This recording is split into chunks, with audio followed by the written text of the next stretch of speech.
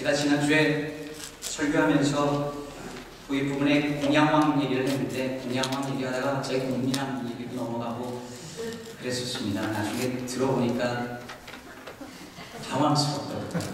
그래서 다 알아들으셨으리라. 그보다 더한 실수도 예전에 많이 했는데 다 알아들으신 것 같고 실수하더라도 이해해 주시기를 바라겠습니다. 오늘은 그 사람 다윗 연속설교 제8번째 말씀이고요. 사무엘상 21장 10절에서 22장 2절 말씀을 중심으로 주께서 저에게 주신 또 우리에게 주신 하나님의 말씀을 듣기를 원합니다. 제가 어떤 교회에 가끔 가다가 말씀을 전하러 가거나 또 수양의 인도를 하러 가면 어느 교회를 가든지 예배드리는 성도들의 얼굴 표정에 참 많은 것들을 보게 됩니다. 어떤 분들은 얼굴 표정에서 딱 이미 오늘 은혜 받을 준비 됐어. 은혜 준비 끝. 이런 분들이 계십니다. 말씀만 없어서 순종하겠습니다. 이런 것이 얼굴에 그냥 나타납니다. 그런 분들 보면 그냥 말씀 전하려고 시작할 때 얼마나 마음이 기쁘고 편안한지 모릅니다. 근데 어떤 분들은 딱 가면 벌써 교회 싸우러 온 분들 얼굴 표정에 그렇게 딱 적혀있는 분들이 있습니다. 얼굴에 분노가 있어요. 말 한마디 잘못하면 곧 싸울 기세입니다.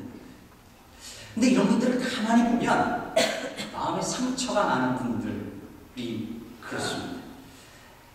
상처가 많으면 공격적이 되기가 쉽습니다. 아이들도 보면 성격이 공격적인 아이들을 잘 보면 그 마음에 상처가 있는 경우가 많습니다.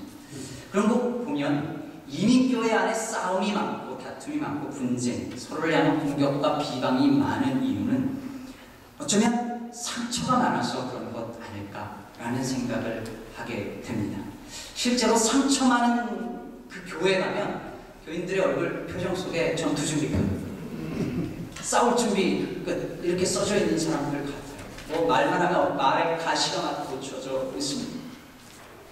그래서 저는 정말 솔직한 마음으로 상처 많은 교회에서 목회하라고 하라 그러면 솔직히 자신이 없습니다. 제가 외부만 그렇게 하면 마음도 여리거든요. 그런데 말이죠. 오늘 본문에 나오는 이 아둘람 공동체 보니까 가관도 아니고 정말 기가 막힙니다. 거기에 환난당한 모든 자, 빚진 자, 그리고 마음이 원통한 자가 다 모였답니다. 그런 사람이 교회에 한두 사람만 있어도 힘든데 무려 400명이 그런 사람들만 골라서 모았습니다. 여자와 아이들은 주로 치지 않는 전통을 생각해 봤을 때는 2배 이상 1000명 정도가 그런 사람들만 모였을 것 같아요.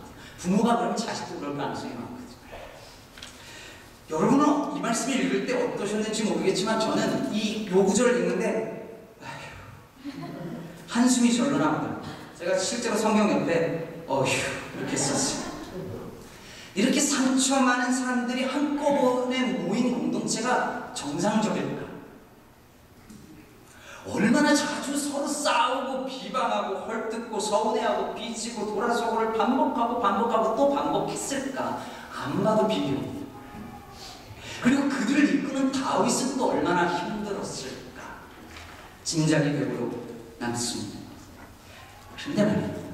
성경을 우리가 계속 읽어나가다 보면 훗날 이 아둘람 공동체 사람들이 다윗이 왕에 올랐을 때 그 다윗 왕조의 중요한 역할을 하는 위대한 신앙의 인물들로 바뀌게 됩니다.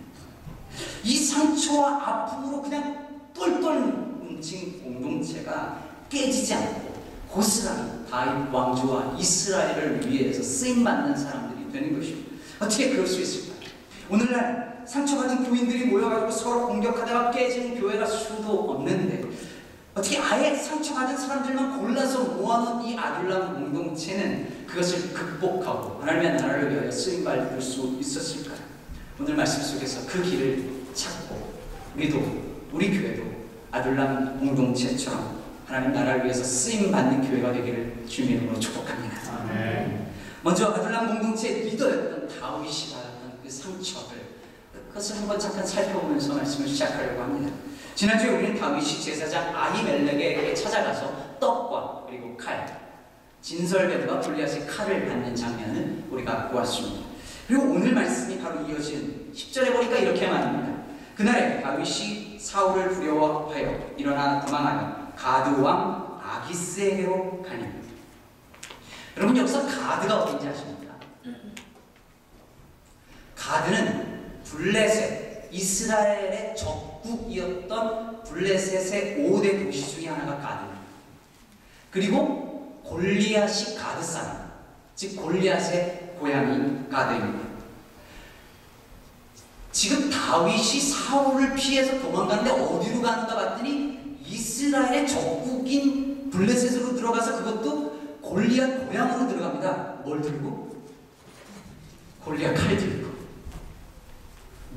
왜 이런 일이 일어났던 걸까요? 아마도 다윗은 사울을 피할 수 있는 방법으로 사울의 적이었던 가드왕 아기스에게 붙으려고 했던 것 같습니다. 말하자면 정치적 망명이죠. 그러면 아기스 왕이 자기를 보호해주고 그리고 사울을 물리칠 수 있도록 도와주리라 그렇게 생각했던 것 같습니다. 여러분 이것을 영어 표현으로 뭐라 그러는지 아십니까? Jumping from the frying pan into fire. 무슨 말인지 아시겠습니까? 프라이팬에서 튀어나와서 불 속으로 들어간다는 거죠. 우리식 표현으로 말하면 쓰레기차 피하려다가 똥차에 치고 뭐 이런 거라고 할 수 있겠죠. 다윗이 사울을 두려워해서 피했는데 어디로 가냐면 가드왕 아기스에게로 피하고 합니다. 프라이팬에서 튀어나와서 불 속으로 들어가는 격이죠. 얼마나 어리석습니까? 네, 여러분 우리가 종종 그렇습니다. 현실이 무서워서 현실을 피해서 술에 빠집니다. 그럼 이 술이 현실을 이길 수 있도록 도와줄 거라고 믿는데 그 술로 인해서 더 큰 어려움을 겪게 됩니다. 가정에 문제가 생겼는데 그 가정의 문제와 마주치기 싫어서 다른 일에 몰두합니다. 일에 몰두하면 이 문제가 외면하거나 해결될 수 있을 것 같다고 생각하는 것이죠. 근데 일에 몰두하면 몰두할수록 이 문제는 더 해결되지 못하도록 커져갑니다. 자기가 불행하다고 생각하니까 그걸 해결하기 위해서 돈을 열심히 법니다. 돈이 나를 이 불행의 문제를 극복하고 행복하게 해줄 거라고 생각하고 돈에 몰두하는데 이 돈에 몰두하는 순간 상황은 점점 더 악해져 갑니다. 사울왕을 피해서 아기스에게로 가는 것입니다. 프라이팬에서 튀어나와서 불 속으로 들어가는 것입니다. 상처를 해결하려고 하는데 더 큰 상처를 얻는 격이 되고 마는 것입니다. 사랑하는 여러분, 사울왕 무섭다고 아기스 왕에게로 가는 그런 어리석은 일이 우리에게 없기를 바랍니다. 시편 118편 8절 9절에서 보면 이렇게 말합니다. 여호와께로 피하는 것이 사람을 신뢰하는 것보다 나으며 여호와께 피하는 것이 고관들을 신뢰하는 것보다 낫도다. 이 사람 무섭다고 저 사람에게 가면 안 됩니다. 이 사람 피해서 저 사람에게 가봤자 소용이 없습니다. 여러분 이 일을 피해서 저 일로 도망가면 안 됩니다. 이 문제를 피한다고 저 문제로 돌아가면 아무 해결도 되지 않습니다. 일을 피해서 사람에게 가고 사람을 피해서 일로 가봤자 악순환은 계속되고 상처는 점점 더 커지게 되어지는 것입니다. 그러므로 사랑하는 성도 여러분, 하나님께 피하는 저와 여러분 되시길 바랍니다. 사람 의지하지 마십시오.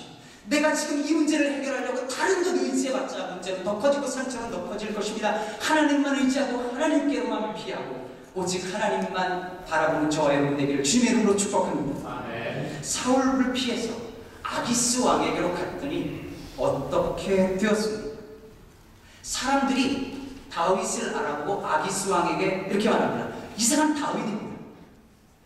그 땅 왕입니다. 이렇게 말합니다. 글쎄 다윗 보고 왕이랍니다. 아직 왕도 아닌데 이 사람들도 들었던 거죠. 사울은 천천을 죽이고 다윗을 만만히 죽였다. 그러니까 지금 실질적인 왕은 다윗이다 이렇게 생각을 하는 겁니다. 이 상황을 보니까 다윗이 딱 보니까 큰일 나게 생겼습니다. 12절에 보니까 다윗이 가드왕 아기스를 심히 두려워했다 이렇게 말합니다. 재밌지 않습니까? 사울왕 두려워서 피했는데 이제 가드왕 더 두렵게 된 상황이 펼쳐진 것입니다. 그때 다윗이 어떻게 합니까? 미친 척. 다윗이 머리가 좋아요.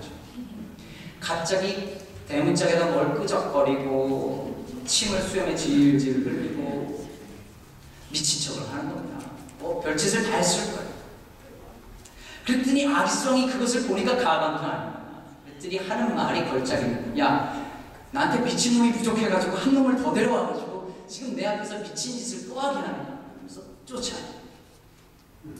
여러분, 다윗의 지금 모습을 한번 머릿속으로 상상해 보십시오. 얼마나 초라하고 비굴하고 불쌍해 보입니다. 물맷돌 하나로 거인 골리앗을 쓰러뜨리던 그 믿음의 영웅 다윗은 어디 갔습니까?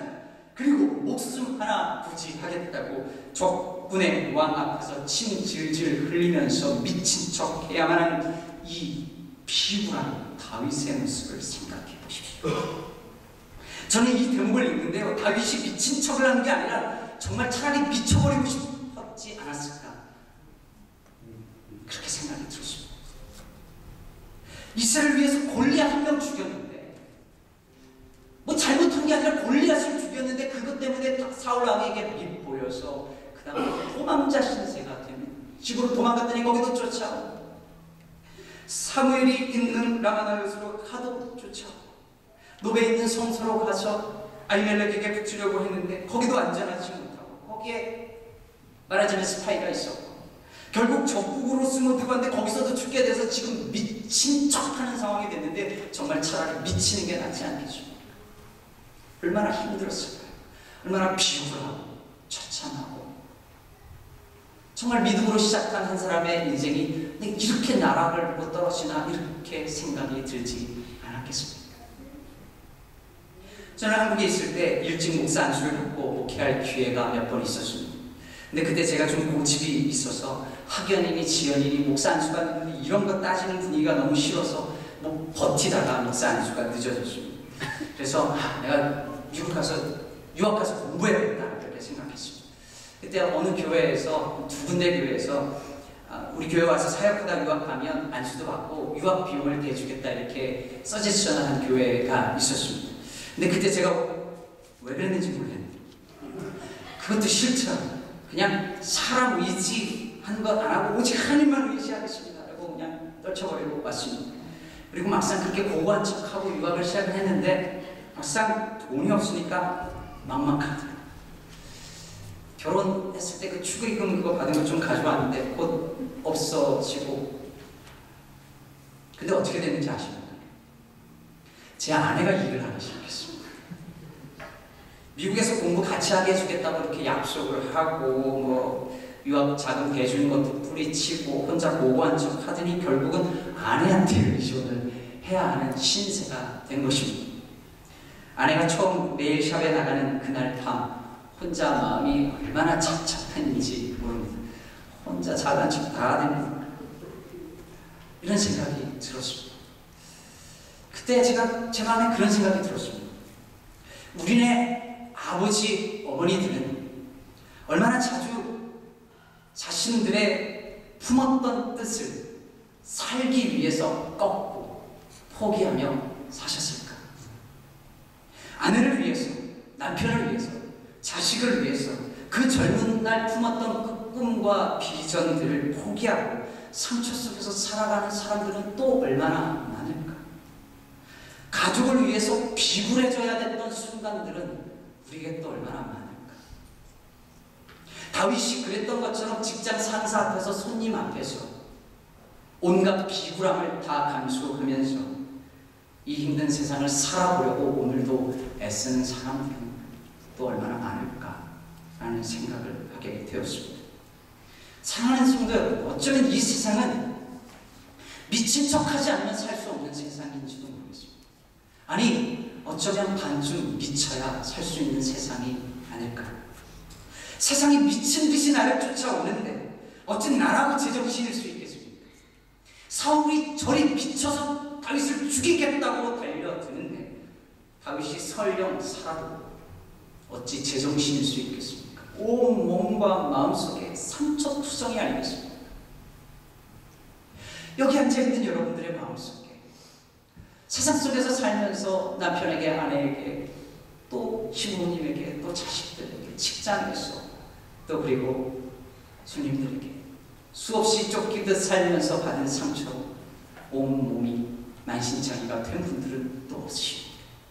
얼마나 힘들었으면, 다윗이 그 받은 상처와 그 고통이 얼마나 힘들었으면 가드에 붙잡혔을 때 시를 쓴 것이 있는데, 그것이 시편 56편.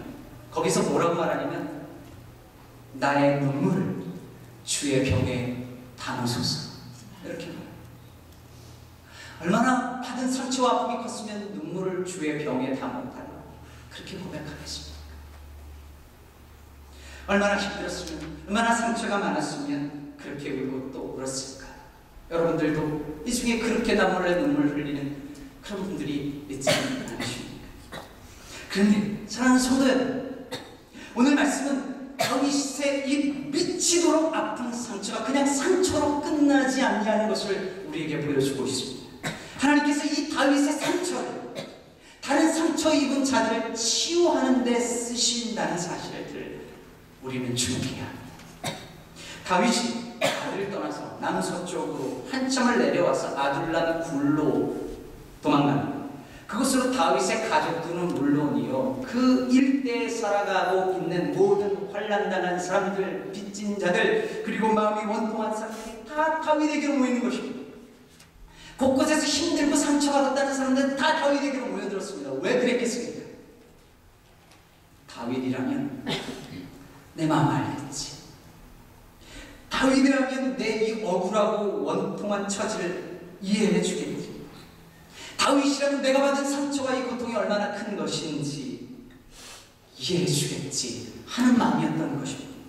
다윗에게로 온 사람들 중에서 사무엘상 22장 20절에 보면 아비아달이라는 사람이 나옵니다. 이 사람이 누군가 하면 다윗에게 칼과 떡을 주었던 사람이 누굽니까? 아히멜렉 제사장이죠. 그런데 나중에 사울 왕이 와서 아히멜렉을 비롯해서 제사장들 85명과 그 가족들을 다 몰살하는데, 그 중에서 이 한 사람 아히멜렉의 아들이 극적으로 도망칩니다. 그리고 다윗에게로 온 것입니다. 얼마나 억울하고 얼마나 분통이 터지는 일을 겪었고 그 상처와 아픔을 끌어안고 있었겠습니다. 그런데 다윗에게로 옵니다. 그때 다윗이 네 아버지와 그 사람들이 죽은 건 나 때문이다 라고 미안해하면서 그를 품습니다. 그리고 훗날 다윗이 왕이 되었을 때 이 아비아들을 제사장으로 삼고 평생의 동반자가 되어집니다. 상처 입은 자가 다른 상처 입은 사람의 마음을 알고 그 상처를 극복할 수 있도록 끝까지 도우는 것입니다. 오늘 저는 설교 제목을 상처 입은 치유자, The Wounded Healer라고 잡았습니다. 이 책 제목은 원래 헨리 나우엔이 쓴 책 제목이기도 합니다. 헨리 나우엔 그 책에서 우리의 상처가 치유의 주된 원천이 되어야 한다고, 또 될 수 있다고 이렇게 말합니다. 그런 상처는요, 그 자체로 힘이 있습니다. 우리는 상처를 부정적으로만 생각하는데 이 상처는 사람을 성장시키는 데 놀라운 능력이 되기도 합니다. 여러분, 한국의 배우 중에 김광규라는 분이 있습니다. 혹시 아십니까? 예전에 친구라는 영화에서 선생님으로 나와서 장동건 씨 이렇게 뺨을 잡고 너가 아버지 뭐 하시노? 이렇게 말한 그 사람, 이제 아시겠습니다. 그런데 너가 아버지 뭐 하시노? 이 말을 이 김광규 씨가 어릴 때부터 늘 듣던 말이야. 육성예비를 보면서 육성예비 달라고 하면 아버지한테 맞고, 못 내가지고 학교 가면 선생님이 때리면서 너가 아버지 뭐 하시노? 맨날 이런 얘기를 듣고 사는 거예요. 이게 평생의 상처가 되거든요. 근데 이분에게 그 대사가 온 거예요. 너가 아버지 뭐 하시노? 그러니까 이분은 그걸 표현하기에 가장 적합한 사람이었던 것이죠. 자기가 가졌던 그 상처와 한을 담아서 표현하는 것입니다. 여러분, 상처가 상처로 끝나는 것이 아니라 어떤 사람은 그 상처를 통해서 자신을 성장시키는 원동력으로 삼습니다. 그런데 상처가 이렇게 상처가 누군가를 성장시키는 원동력이 되는데, 상처에는 그보다 더 중요하고 깊은 의미가 있습니다. 그것은 말씀드렸던 것처럼 상처가 누군가의 상처를 치유하는 힘이 된다는 사실. 여러분 생각해 보십시오. 앞에서 서두에서 상처가 많은 사람은 공격적이 되기가 쉽다고 말씀을 드렸죠. 그런데 실제로 상처가 많은 사람이 누군가에게 상처를 주기도 하는데 반대의 경우가 많습니다. 상처가 많은 사람이 다른 사람의 상처를 이해하고 그 사람들을 싸매고 고치는데 사용되어지는 사람들을 종종 보는 거예요. 여러분 어떤 교회에서는 상처 많은 사람들이 모여가지고 서로 또 상처를 줘요. 그렇죠? 근데 어떤 교회는 아둘람 같은 그런 교회는 상처 많은 사람들이 모여가지고 그 상처를 극복하고 하나님의 일들을 합니다. 여러분 똑같이 상처받은 사람들이 모였는데 어떻게 이런 차이가 있는 것일까요? 제가 이 질문을 가지고 이 말씀을 묵상하는데 하나님이 제게 참 어려운 말씀을 제게 허락하십니다. 교회는 상처를 치유받기 위해서 모이는 것이 아니라 상처로 치유하기 위해서 모이는 곳이라는 것이었습니다. 무슨 말이냐? 교회는 내 상처 치유받겠다고 해서 오는 곳이 아니라 내 상처로 누군가의 상처를 치유하기 위해서 오는 것이다. 이 마음이 제 마음, 이 말씀이 제 마음에 왔는데 받아들이기 어렵죠. 그럼 말장난 같지만 한번 생각해 보십시오. 이 땅의 모든 교회들이 다 아둘람 공동체 같습니다. 상처받은 사람들이 모이는 곳입니다. 상처 없는 사람이, 아무 문제 없는 사람이 교회에 왜 오겠습니까? 그냥 행복한데 왜 교회에 옵니까? 아무도 안 오죠. 뭔가 상처가 있고 문제가 있고 고민이 있고 갈등이 있고 문제가 있으니까 그래서 해결하기 위해서 교회에 오는 겁니다. 그런데 어떤 교회는 교인들이 전부 다 나 상처받아, 나 위로해달라, 나 좀 봐달라, 나 치유해달라고 하는데 온 교인들이 다 그렇게 관심이 있습니다. 그런데 어떤 교회는 교인들이 다 상처가 있음에도 불구하고 내가 아는 타인의 상처를 싸고 돌보고 위로하고 치유하는 데 관심이 있습니다. 근데 참 신기합니다. 서로 다 나 치유해달라고, 나 좀 봐달라고 하는 교회는 상처가 점점 늘어납니다.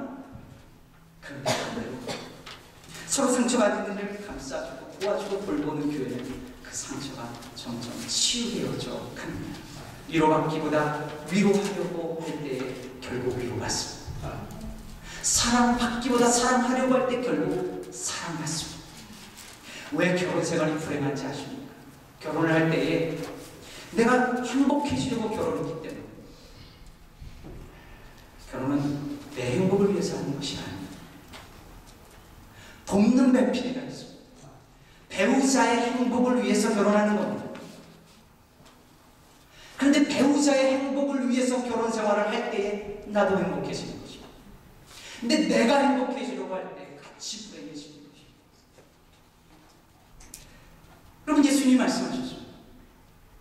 누구든지 자기 목숨을 얻으려고 하면 그 목숨을 잃을 것이라 했습니다.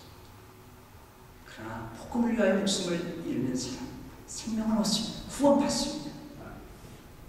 여러분 예수님께서 바로 이 상처를 가지고 상처를 치유하는 본을 보이시는 분이십니다. 예수님은 온몸에 채찍을 맞으셔서 상처가 있으셨고 손과 발에 상처가 있으셨습니다. 여러분 그리고 그 상처가 바로 우리를 구원하는 능력이 된 줄로 믿습니다. 그리고 예수님을 본받아 살던 사도 바울도 이렇게 말했습니다. 내가 내 몸속에 예수의 흔적을 지니고 있다. 예수로 말미암는 그 흔적, 그 영광스러운 상처를 안고 살았던 것입니다. 사랑하는 여러분, 여러분에게는 예수를 믿는 것 때문에 받은 상처가 있으십니까? 그 영광스러운 상처의 흔적이 있으십니까? 혹 우리는 신앙생활을 하면서 상처 안 받으려고 어떻게든 상처받은 거 치유받으려고만 하고 있지는 않습니까? 예수님은 상처를 끌어안고 사도 바울도 그 상처를 끌어안고 누군가를 치유하는 데 썼는데 상처 안 받으려고 나 상처만 좀 치료해달라고 하는 자리에 머물러 있지는 않습니다. 요즘 힐링이 대세입니다. 곳곳에서 힐링을 말하고 이제는 문화 코드가 되고 상품화가 되었습니다. 그런데 그들이 말하는 힐링을 가만히 보십시오. 전부 다 내 힐링입니다. 나 힐링 받겠다는 것입니다. 내가 받은 상처를 치유받는 것, 그거밖에 관심이 없습니다. 그러니 상처 받은 사람은 많은데 상처 준 사람은 없다는 말이 나오는 것입니다. 여러분, 그리스도인마저 그러면 어떻게 하겠습니까? 그리스도인이라면 적어도 내가 받은 상처, 그걸 가지고 누군가를 치유하는 데 쓰임받을 수 있다면 내 상처쯤이야. 내가 안고 살겠습니다. 그렇게 고백할 수 있어야 하지 않을까요? 목회를 시작하고 나서 목사로 산다고 하는 것은 수없이 많은 상처를 안고 살아가야 하는 것임을 배웠습니다. 아프고 괴로울 때가 너무 많습니다. 일주일 내내 아프기도 합니다. 근데 하나님께서는 목사를 아프라고 부르신 것 같습니다. 아픔이 소명이고 외로움이 부르십니다. 주님이 제게 말씀하십니다. 네가 가진 상처를 치유받으려고 애쓰지 말고, 상처 안 받으려고 애쓰지 말고 네가 받은 그 상처로 누군가를 치유하는 데 쓰라 말씀하십니다. 아파 죽겠더라도 그 상처가 누군가를 살리는 데 쓰인다면 그것으로 감사한 줄 알라 하십니다. 오늘 말씀이 여러분 상처 치유받으십시오. 이렇게 끝나면 얼마나 좋겠습니까? 근데 여러분의 상처를 누군가를 치유하는 데 쓰십시오 라고 말해야 하는 제 마음도 편치 않습니다. 그러나 그게 진짜 치유가 일어나는 주님의 길인 줄로 믿습니다. 아멘. 말씀을 맺으려고 합니다. 얼마 전 제가 아는 분이 자기 친구 전도사 설교라고 하면서 소개해 주어서 듣게 되었습니다. 폭풍 속에서 사랑의 하나님을 바라보라는 내용의 설교였습니다. 잠시 소개하겠습니다. 한번 잘 귀를 기울이고 들어보시기 바랍니다. 이해할 수 없는 일이 우리 삶에 닥치고 하나님이 왜 이런 시련을 내게 주셨을까? 나를 상처 주실까? 생각이 들 때 폭풍우 속에서 우리를 맞이하고 계시는 하나님을 생각하시기 바랍니다. 여러분의 고통의 이유를 찾으려 하시면 찾을 수 없어요.